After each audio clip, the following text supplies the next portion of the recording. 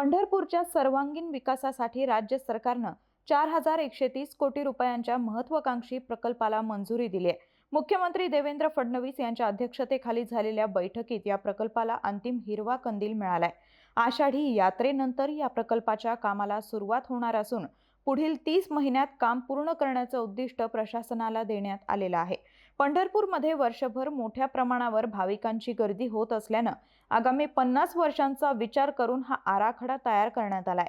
दरम्यान या प्रकल्पासाठी आवश्यक असलेली जमीन ऑगस्टपर्यंत संपादित करण्याचं नियोजन आहे। प्रकल्प पूर्ण झाल्यानंतर पंढरपूरमध्ये येणाऱ्या भाविकांची संख्या मोठ्या प्रमाणात वाढेल आणि शहराचा विकास वेगाने होईल असा सरकारचा दावा आहे। हा प्रकल्प मुख्यमंत्री देवेंद्र फडणवीस यांचा ड्रीम प्रोजेक्ट मानला जात असून यामुळे पंढरपूरला जागतिक दर्जाचं धार्मिक पर्यटन केंद्र म्हणून विकसित करण्याचा सरकारचा मानस आहे।